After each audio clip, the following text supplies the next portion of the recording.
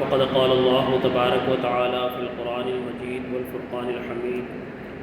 فأعوذ بالله من الشيطان الرجيم إنك لعلى خلق عظيم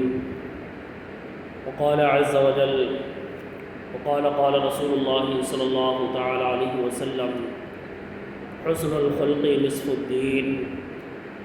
صدق الله مولانا العظيم وبلغنا رسوله النبي الأمين الكريم ونحن على ذلك لمن الشاهدين والشاكرين والحمد لله رب العالمين۔ معزز سامعین کرام، خطبہ مسنونہ کے بعد کلام مجید فرقان حمید کی جس آیہ مقدسہ کو میں نے تلاوت کرنے کا شرف حاصل کیا ہے، اس آیہ مبارکہ کی روشنی میں کچھ باتیں گوشہ گزار کرنے سے قبل میں اور آپ حضور سرور کائنات جناب احمد مصطفیٰ محمد مصطفیٰ صلی اللہ تعالی علیہ وسلم کی بارگاہ بے کسمنہ میں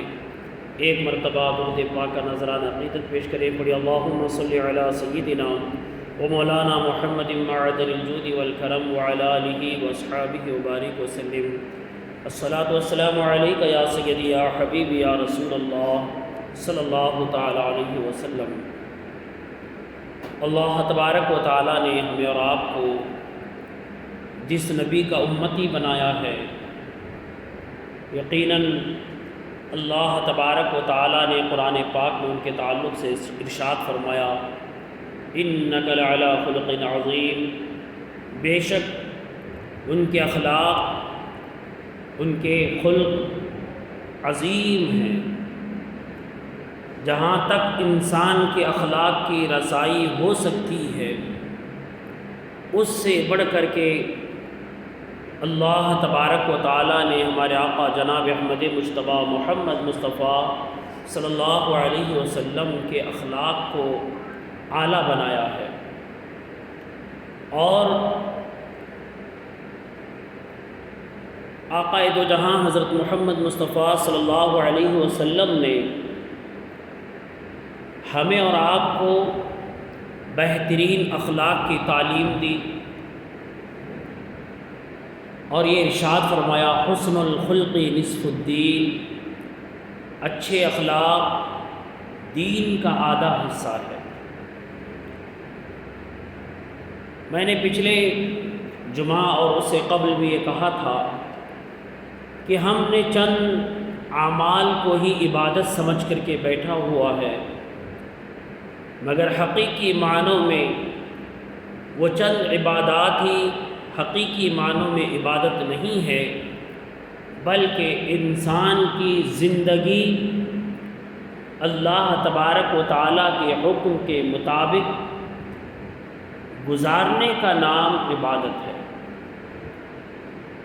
اگر انسان اللہ کے حکم کے مطابق سو رہا ہے اور اللہ کے حکم کے مطابق جاگ رہا ہے، یہ بھی عبادت ہے۔ اور آپ دیکھیں کہ جب ہم سو جاتے ہیں تو کوئی عبادت نہیں کرتے ہیں، نہ ہی کوئی وظیفہ کر سکتے ہیں، نہ ہی کوئی عمل کر سکتے ہیں۔ سونا تو انسان کے لیے ایک موت کی مانند ہوتا ہے۔ جب انسان سو جاتا ہے تو اس پر ایک طرح کی موت طاری ہو جاتی ہے، اور انسان پوری کائنات سے بے خبر ہو جاتا ہے، پورے عالم سے بے خبر ہو جاتا ہے، یہاں تک کہ اپنے جو معاملات ہوتے ہیں، اپنے معاملات سے بھی بے خبر ہو جاتا ہے۔ تو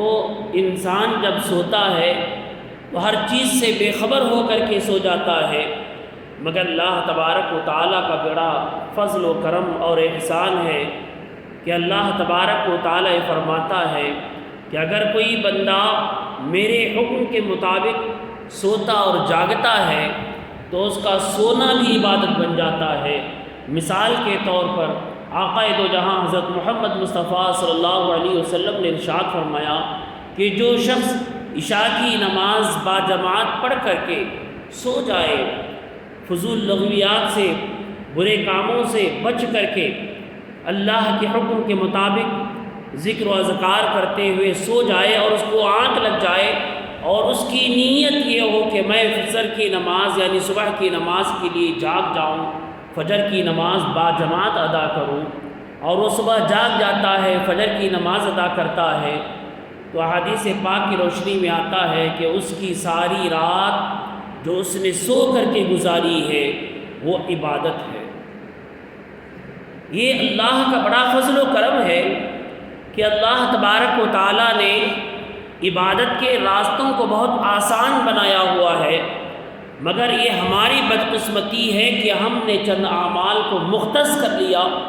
اور ہم نے یہ سمجھا کہ ہم یہ کام کریں گے تو عبادت ہے،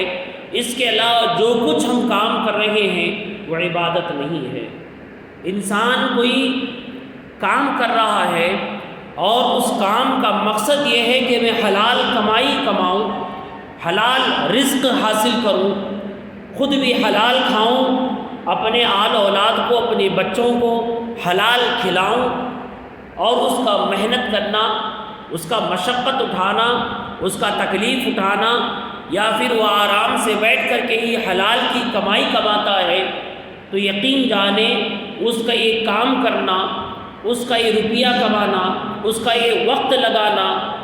اللہ کے نزدیک اس بندے کا یہ عمل عبادت ہے۔ کوئی انسان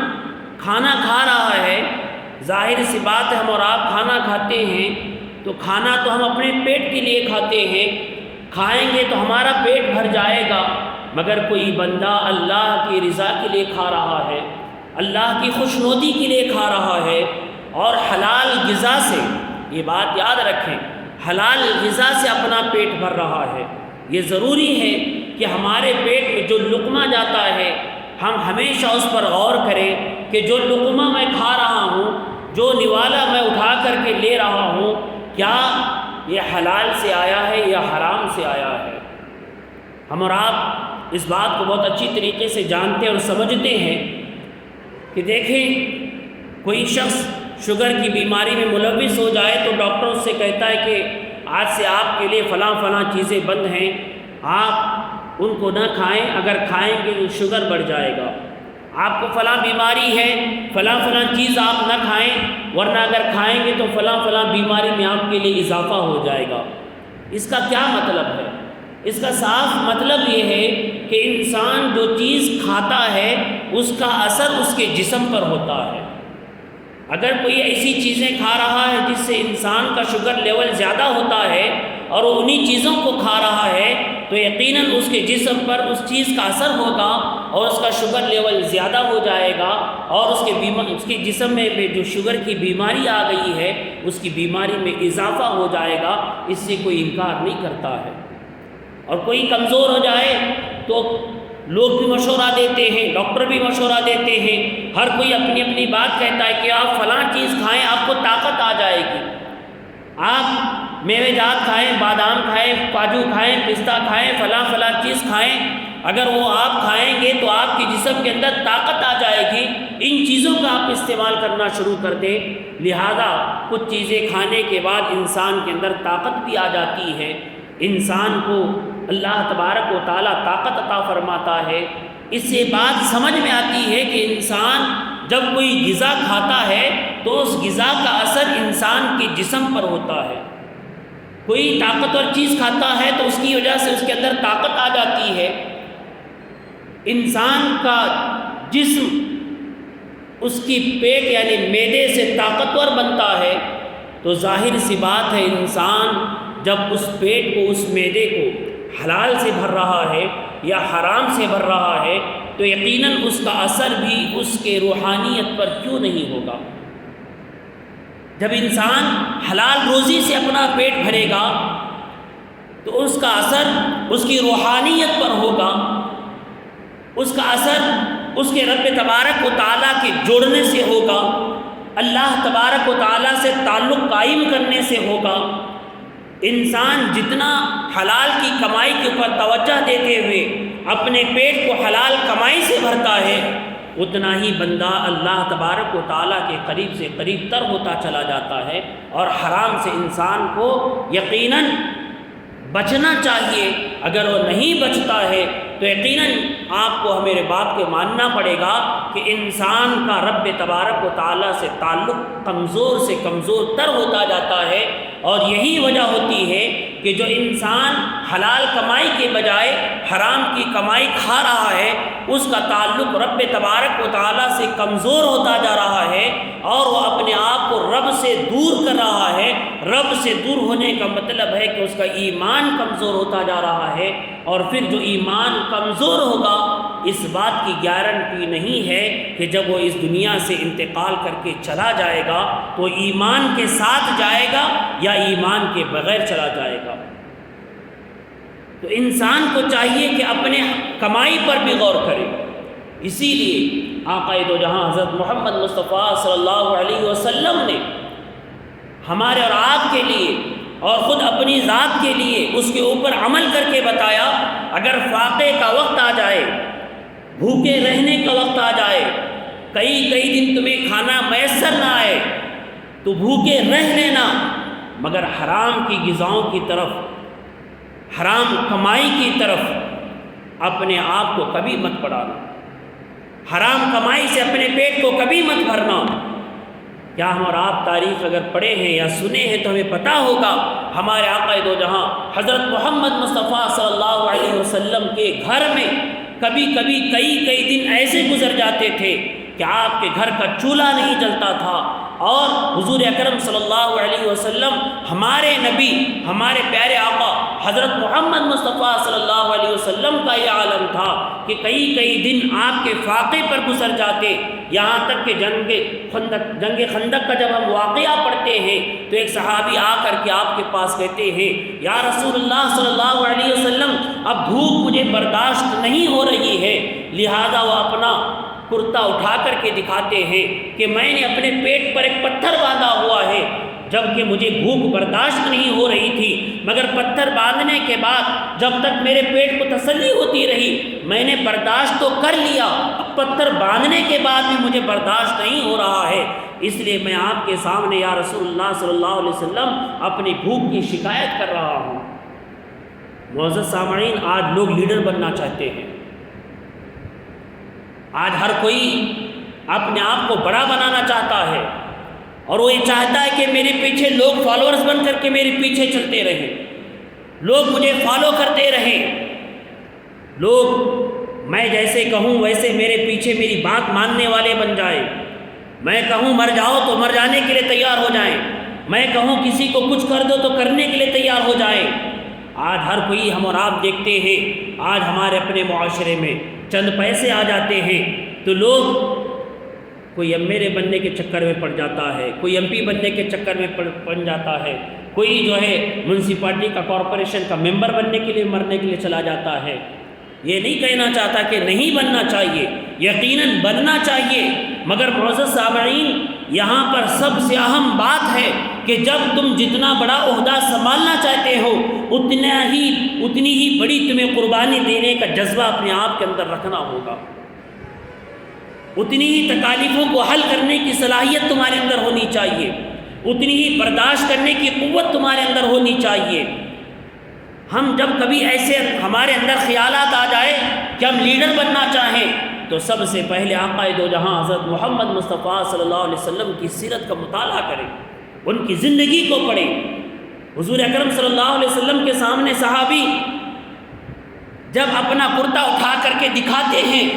تو اللہ اکبر، ہمارے آقا دو جہاں حضرت محمد مصطفیٰ صلی اللہ علیہ وسلم اپنا جبہ مبارک اٹھا کر کے دکھاتے ہیں تو کیا بات تھی، اللہ اللہ، آپ کے پیٹ پر ایک نہیں بلکہ 2 پتھر بندھے ہوئے تھے۔ آج کوئی ایسا لیڈر آپ کو نظر آتا ہے؟ یہ تو لوگوں کے منہ کا نوالا چھین کر کے اپنا پیٹ بھرتے ہیں، لوگوں کے حقوق مار کر کے اپنے گھر بھر لیتے ہیں، لوگوں کے حقوق دبا کر کے اپنی طاقت کے بل بوتے پر ان کے اوپر رعب جما کر کے ان پر ظلم و ستم کرتے ہیں۔ لیڈر بننا کوئی آسان کام نہیں ہے، کسی کا رہبر بننا اور رہنما بننا کوئی آسان کام نہیں ہے۔ یہ جتنا بڑا عہدہ انسان سنبھالنا چاہتا ہے اتنی ہی بڑی ذمہ داری اس پر عائد ہو جاتی ہے، اتنے ہی سوالوں کا وہ حقدار بن جاتا ہے، اس پر اتنے ہی سوال کیے جائیں گے۔ مگر آج ہمیں کچھ اس کا احساس نہیں ہے، بلکہ ہم اور آپ صرف اور صرف اپنی دنیا کو چمکانے کے لیے لگے ہوئے ہیں، اپنی دنیا میں نام و نمود بڑھانے میں لگے ہوئے ہیں، اپنا سکہ لوگوں میں منوانے میں لگے ہوئے ہیں، ہمیں اس بات کا احساس نہیں ہے۔ تو الغرض ہمیں چاہیے کہ ہم اپنے آقا دو جہاں حضرت محمد مصطفیٰ صلی اللہ علیہ وسلم کی سیرت کو پڑھیں۔ اسی لیے اللہ تبارک و تعالیٰ نے عبادت کو چند نماز، روزے، زکوٰۃ، حج تک محدود کر کے نہیں رکھا ہوا ہے، بلکہ انسان کی ہر سانس عبادت ہونی چاہیے، انسان کا ہر لمحہ عبادت میں گزرنا چاہیے۔ اسی لیے میرے آقا دو جہاں حضرت محمد مصطفیٰ صلی اللہ علیہ وسلم نے ہمیں اور آپ کو ہر جگہ پر درس دیا ہوا ہے، ہر جگہ پر ہماری رہبری اور رہنمائی فرمائی ہوئی ہے۔ کوئی ایسی جگہ حضور اکرم صلی اللہ علیہ وسلم نے نہیں چھوڑی جہاں ہمارے لیے رہبری اور رہنمائی کا راستہ نہ ہو۔ اسی لیے میرے آقا دو جہاں حضرت محمد مصطفیٰ صلی اللہ علیہ وسلم نے ہمیں اور آپ کو جو دنیا میں ایک دوسرے کے معاملات ہیں، ان معاملات پر ہمیں اور آپ کو سب سے بہترین درس دیا اور فرمایا حسن الخلق نصف الدین، اچھے اخلاق آدھا دین ہے۔ آج ہماری سب سے بڑی شکایت کیا ہوتی ہے؟ ہر مسلمان اکثر و بیشتر یہ کہتے ہیں کہ آج ہمارے ساتھ یہ ہو رہا ہے، ہمارے ساتھ یہ ہو رہا ہے، ہمارے ساتھ یہ ہو رہا ہے۔ میں بارہا اس کا ذکر کرتا ہوں، کیا ہم نے کبھی یہ غور کیا ہے کہ ہم اپنے وجود سے کیا کر رہے ہیں؟ ہم اپنے اعمال سے کیا کر رہے ہیں؟ ہمارے اخلاق، ہمارے اعمال سے ہم سے کتنے لوگ متاثر ہو رہے ہیں؟ کیا ہم نے کبھی غور کیا ہے؟ ہمارے اخلاق، ہمارا کردار آج ایسا بنا ہوا ہے کہ لوگ مسلمانوں سے پناہ مانگ رہے ہیں، مسلمان کو دیکھتے ہی مسلمان سے دور ہونا چاہتے ہیں۔ آپ کہیں گے یہ جو ہے آج کل کی ذہانت بن چکی ہے، آج ایسے ہو چکا ہے، ویسے ہو چکا ہے۔ یقیناً اس بات کو قبول کیا جائے گا، مگر کیا اس میں کوئی ہمارا قصور نہیں ہے کہ لوگ آج ہم سے دور ہوتے جا رہے ہیں؟ یقیناً ہمارا قصور 90% ہے، وہ لوگ تو ہمارے ساتھ 10% اپنا رویہ دکھا رہے ہیں، مگر ہم نے اپنے اخلاق سے، اپنے اعمال سے، اپنے کردار سے 90% لوگوں کو اپنے سے دور کر دیا ہے، اور لوگوں کو ہم نے یہ ذہانت دے دی، ان کو سوچنے پر اور سمجھنے پر مجبور کر دیا کہ ایک مسلمان، اس کے اخلاق صحیح نہیں ہے، اس کا کردار صحیح نہیں ہے، اس کے اعمال صحیح نہیں ہے۔ آج ہم دیکھیں معاشرے میں سب سے زیادہ سود کا کاروبار کرنے والے اکثر و بیشتر کی تعداد جو نظر آتی ہے وہ مسلمانوں میں نظر آتی ہے۔ جتنا سود کا کاروبار مسلمان کر رہے ہیں، میں سمجھتا ہوں شاید اتنا کوئی اور کر رہے ہوں گے، اور اس سے بے شرمی، بے غیرتی کی بات کیا ہو سکتی ہے کہ سود کے کاروبار میں مرد گھر کے اندر کے کمرے میں بیٹھا ہوا ہے اور عورت کو اپنے باہر بٹھاتا ہے، سود کا کاروبار، لین دین چل رہا ہے، عورت اس سود کے کاروبار میں ملوث ہو گئی ہے، اور یہ مرد بن کر کے اندر کمرے میں بیٹھا ہوا ہے۔ اس سود کی اس سے بڑی لعنت کیا ہو سکتی ہے؟ جس معاشرے نے، جس اسلام نے ہمیں اور آپ کو یہ درس دیا تھا کہ عورت کسی اور کے سامنے بے پردگی نہ کرے، اس کے بال کو کوئی نہ دیکھے، آج غیر مرد آ کر کے گھروں میں بیٹھ جاتے ہیں اور مسلمان عورتیں جمع ہو کر کے ان کے ساتھ میٹنگ کر رہی ہیں۔ اس سے افسوسناک بات کیا ہو سکتی ہے؟ اس سے بے شرمی، اس سے بڑھ کر کے بے شرمی کی بات کیا ہو سکتی ہے؟ اس سے بڑھ کر کے بے حیائی کی بات کیا ہو سکتی ہے؟ اللہ تبارک و تعالیٰ نے گھروں کی ذمہ داری مردوں پر ڈالی ہوئی ہے، اور یہ مرد عورتوں کی طرح گھر میں بیٹھے ہوئے ہیں اور عورت کو گھر کے باہر نکال رہے ہیں۔ معزز سامعین اکرام، یقیناً انسان کی ضروریات بہت ہیں، اس میں کوئی شک نہیں ہے، مگر اللہ کی ذات پر بھروسہ رکھتے ہوئے ہمیں اور آپ کو اپنی چادر میں اتنے ہی پیر پھیلانے چاہیے جتنی ہماری طاقت ہے۔ اگر اس سے زیادہ پھیلائیں گے تو ہر اعتبار سے ہم اور آپ پریشان ہو جائیں گے۔ انسان کو محنت کرنا چاہیے۔ حدیث پاک میں آتا ہے، حضور اکرم صلی اللہ تعالی علیہ وسلم ارشاد فرماتے ہیں، جو بندہ حرکت کرتا ہے اللہ تبارک و تعالی یقیناً اس کی روزی میں برکت عطا کرتا ہے۔ انسان کو چاہیے کہ روزی کی تلاش کرے، اللہ تبارک و تعالی اس بندے کے لیے روزی کے دروازے کھول دیتا ہے۔ آج ہمارے معاشرے میں یہ برائیاں کیوں جنم لے رہی ہیں؟ کیوں ہمارے معاشرے میں برائیاں زیادہ ہو رہی ہیں؟ دیکھیں جتنی برائیاں ہیں وہ آج ہمارے معاشرے میں زیادہ سے زیادہ نظر آتی ہیں۔ ہم لوگ جہاں لوگوں کے ساتھ اٹھتے بیٹھتے ہیں، لوگوں کی خبر گیری کرتے ہیں، تو پتہ چلتا ہے ایک طرف جہاں سود کے کاروباروں میں ہمارے عورتوں کو گھسیٹا جا رہا ہے، تو دوسری طرف ہمارے نوجوان اللہ اکبر یہ شرطیں کھیلنے میں، سٹہ بازی کرنے میں، حرام کی کمائی دولت میں جلدی مالدار بننے کے چکر میں ایسے ایسے کاموں میں ملوث ہو چکے ہیں کہ دیکھ کر کے سن کر کے شرمندگی محسوس ہوتی ہے۔ یہ آج ہمارے معاشرے میں جو معاملات چل رہے ہیں ایک ایسی کڑوی سچائی ہے جسے میں اور آپ کو سمجھ کر کے قبول کر کے اس کے لیے راہیں تلاش کرنے کی ضرورت ہے۔ اگر ہم اس برائی میں ملوث ہیں تو ہمیں اس برائی سے نکلنے کی ضرورت ہے۔ کیا ہم دنیا میں اس لیے آئے ہیں کہ ہم اس دنیا میں شراب پی کر کے مست میں زندگی گزار کر کے چلے جائیں؟ کیا ہم دنیا میں اس لیے آئے ہیں کہ صرف سود کا کاروبار کرتے رہے، کھائے پیئیں جانوروں کی جیسا؟ کوئی جانور بھوکا نہیں مرتا ہے، صرف کھانے پینے کے لیے ہم اور آپ اس دنیا میں آئے ہیں۔ کھائیں گے اور پئیں گے، ایک دن مر کر کے چلے جائیں گے۔ کیا ہم اسی لیے اس دنیا میں آئے ہیں؟ کوئی گنڈا گردی کر رہا ہے، حقوق مار رہا ہے، لوگ اس کے ساتھ چل رہے ہیں، نوجوان اس کے ساتھ جڑ رہے ہیں۔ کیا اسلام یہی ہمیں اور آپ کو تعلیم دیتا ہے؟ کیا زندگی کا یہی مقصد ہے؟ اللہ تبارک و تعالیٰ نے تو قرآن پاک میں صاف ارشاد فرمایا وَمَا خَلَقْتُ الْجِنَّ وَالْإِنسَ إِلَّا لِيَعْبُدُونَ، ہم نے انسان اور جنات کو عبادت کے لیے پیدا کیا ہے۔ کیا آج ہماری زندگی میں عبادت ہے؟ ہم اور آپ سمجھ رہے ہیں نماز پڑھ لیا میں نے عبادت کر لی، میں نے روزہ رکھ لیا میں نے عبادت کر لی، میں نے زکوٰۃ دے دیا میں نے عبادت کر لی، میں نے حج کر لیا میں نے عبادت کر لی۔ یقیناً یہ بھی عبادات ہیں۔ کیا یہی مکمل عبادت ہے؟ کیا اسی کا نام صرف عبادت ہے؟ اسلام ہمیں اور آپ کو یہ درس دیتا ہے کہ ہماری زندگی کا ہر لمحہ عبادت ہے، ہماری ایک ایک سانس عبادت ہے،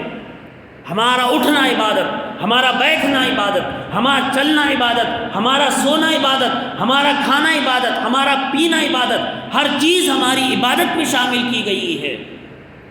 ہمیں اور آپ کو اللہ تبارک و تعالیٰ نے جو اسلام کی دولت عطا کی ہے یہ اور ایسی دولت ہے کہ جہاں انسان اڑتے بیٹھتے ہر وقت ہر لمحہ نیکیاں ہی کما سکتا ہے اگر وہ اللہ کی رضا کے مطابق زندگی گزارتا ہے۔ اگر ہم اور آپ اپنی مرضی کے مطابق اپنی خواہش کے مطابق زندگی گزار رہے ہیں تو پھر ہم اسلام کے پابند نہیں ہیں، ہم تو اپنے خواہش اپنے نفس کے غلام ہیں۔ ہم نے بظاہر اپنا نام مسلمان رکھ لیا، بظاہر ہم اسلام کے ماننے والے ہیں، ہم نے چند عبادات کو اعمال کو عبادت سمجھ لیا، مگر ہماری پوری زندگی اللہ کی نافرمانی میں گزر رہی ہے، اللہ کے احکامات کو توڑنے میں گزر رہی ہے۔ یقین جانے کوئی انسان اگر انکار نہیں کر رہا ہے اور اللہ کے احکام کو توڑ رہا ہے تو گناہگار ہے۔ اگر کہیں کوئی ایک رائی کے دانے کے برابر بھی اللہ کے حکم کا انکار کرتا ہے اور اس کو حقیر جانتا ہے، اس کی قدردانی نہیں کرتا ہے اور اس کو اپنی زبان سے انکار کرتے ہوئے کہتا ہے تو پھر اسلام کے دائرے سے نکل جائے گا، ایک رائی کے دانے کے برابر بھی اسلام میں اس کا کوئی حصہ نہیں ہوگا، وہ مسلمان نہیں ہے، وہ بھلے ہی اپنے آپ کو مسلمان سمجھتا رہے۔ کچھ لوگ شراب پینے کے معاملے میں کہتے ہیں قبر میں کیا ہوگا کون دیکھا ہے، جو مزہ کرنا ہے دنیا میں مزہ کر لو۔ کوئی سود کے معاملے میں کہتے ہیں ہماری پریشانی ہمیں معلوم، ہمیں کیا کرنا ہے۔ اگر تکلیف کے باعث انسان انکار نہیں کر رہا ہے، انکار نہ کرتے ہوئے اپنی زبان پر ناشکری والے الفاظ لا رہا ہے تو گناہ گار ہوگا، مگر کہیں تکلیف کے باعث انسان انکار کر دے، حرام ہونے کی چیز کو حرام نہ جانے، شراب حرام ہے، سود حرام ہے، زنا حرام ہے، جتنے حرام کردہ چیز ہیں ان کو حرام نہیں جانتا اور انکار کرتا ہے تو پھر وہ مسلمان بھی نہیں رہے گا، اس کا اسلام سے کوئی واسطہ بھی نہیں ہے۔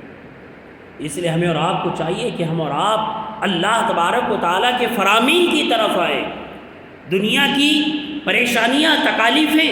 یہ اسلام کی ایک نعمت ہے، یاد رکھیں۔ اللہ تبارک و تعالیٰ یہ بھی ارشاد فرماتا ہے الذین اذا اصابتهم مصیبہ۔ اور قرآن پاک میں کئی مقامات پر اللہ نے یہ بھی ارشاد فرمایا کہ ہم تمہیں آزمائیں گے، تمہیں کبھی مصیبت سے آزمائیں گے، کبھی مال و دولت کے نقصان میں آزمائیں گے، کبھی تمہارے جان میں نقصان دے کر کے آزمائیں گے۔ تمہاری تو آزمائش ہوتی رہے گی کہ تم ایمان میں کتنے مضبوط ہو۔ ہم اور آپ کس کھیت کی مولی ہیں؟ اللہ تبارک و تعالیٰ کے انبیاء اکرام حضرت آدم علیہ نبینا علیہ الصلوۃ والسلام سے لے کر ہمارے پیارے آقا جناب احمد مجتبیٰ محمد مصطفیٰ صلی اللہ تعالیٰ علیہ وسلم تک جتنے بھی انبیاء اکرام آئے، ہر نبی کے ساتھ آزمائش رہی، اور متواتر تاریخ کے حساب سے احادیث پاک کی روشنی میں جتنا ہمارے آقا دو جہاں حضرت محمد مصطفیٰ صلی اللہ علیہ وسلم کے ساتھ آزمائش ہوئی اور جتنی تکالیفیں حضور اکرم صلی اللہ علیہ وسلم کو پہنچائی گئیں کسی کو نہیں دی گئی۔ ہم اور آپ اس نبی کے ماننے والے ہیں۔ کیا ہم نے کبھی اپنی زندگی میں 2-2 3-3 دن کے فاقے گزارے ہیں؟ بھوکے رہ کر کے ہم نے زندگی 2-3 دن گزاری ہے، اپنے آل اولاد اپنے بچوں کے ساتھ بھوک بھری زندگی گزاری ہے۔ آج تو ایسا کوئی ہمارا دن گزرا نہیں ہوگا۔ ہم اور آپ پیٹ بھر کر کے کھاتے پیتے آرام سے رہتے ہیں، مگر اس کے باوجود ہم اور آپ حرام کے کاموں میں کیوں ملوث ہیں؟ اس لیے کہ ہماری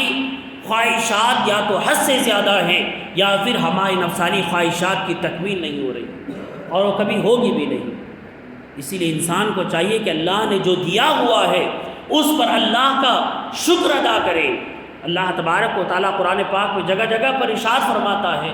کہ جو انسان اللہ کا شکر ادا کرتا ہے اللہ تبارک و تعالیٰ اس کے لیے نعمتوں میں اور اضافہ کرتا ہے، اور جو بندہ ناشکری کرتا ہے اللہ تبارک و تعالیٰ اس سے اپنی رحمتیں چھین لیتا ہے، اس سے نعمتیں چھین لیتا ہے۔ یاد رکھیں اور آپ اللہ کے شکر گزار بندے بننے کی کوشش کریں، اور عبادت محض نام روزے زکوٰۃ کو نہ سمجھیں، بلکہ آپ کا ہر لمحہ، آپ کا اٹھنا، آپ کا بیٹھنا، آپ کا سونا، آپ کا جاگنا، آپ کا کمانا، آپ کا خرچ کرنا اللہ کی رضا کی خاطر ہے، تو یہ سارا کا سارا عبادت ہے۔ اللہ تبارک و تعالیٰ مجھے اور آپ کو ان باتوں کو سمجھنے کی توفیق عطا فرمائے۔ رب تبارک و تعالیٰ ہماری اپنی زندگی کا ایک ایک لمحہ اس کی رضا کے مطابق گزارنے کی توفیق نصیب فرمائے۔ اللہ ہم سب کو ایمان کی سلامتی کے ساتھ اس دنیا سے رخصتی عطا فرمائے۔ وما علینا الا البلاغ۔